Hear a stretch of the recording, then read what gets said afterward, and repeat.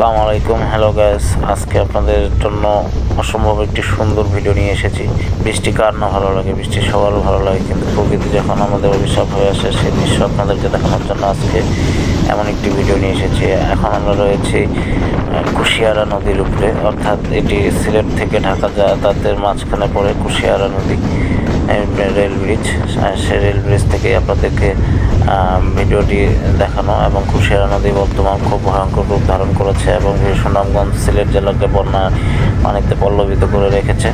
এবং সেই সাথে আপনাদেরকে অসম্ভব কিছু প্রকৃতির ভিডিও দেখানোর জন্য আজকে এই ভিডিও আয়োজন। আপনারা আমার ভিডিও শেষ পর্যন্ত থাকবেন এবং সেই সাথে আশা করি যে আপনারা আমার ভিডিওটি শেয়ার করবেন ও কমেন্ট করে জানাবেন আমার ভিডিওটি কেমন হয়েছে।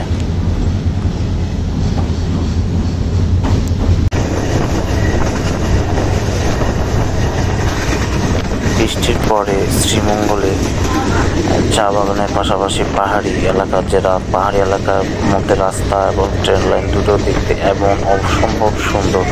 এটি আসলে যারা দেখছে তারাই শুধু বলতে পারবে, যারা দেখেনি তারা বলতে পারবে না। আপনি যখন এখানে আসবেন তখন আপনাকে অসম্ভব ভালো লাগবে এবং অসম্ভব সুন্দর লাগবে। আমি আশা করছি যে এই ভিডিওটি আপনাদেরকে সবাইকে ভালো লাগবে এবং এই ভিডিওটি আপনারা বেশি বেশি করে শেয়ার করবেন, তাহলে আমি বেশি কাজ করার অনুপ্রেরণা হবে। এবং সেই সাথে বর্তমান যে হাওড় এলাকার পানি উঠেছে এবং সেটি রেল লাইনের পাশে দেখতে পাচ্ছেন কীরকম পানি জমে রয়েছে। ট্রেন থেকে সেই পানির দৃশ্য দেখা অসম্ভব সুন্দর, অসম্ভব মায়াবী সুন্দর।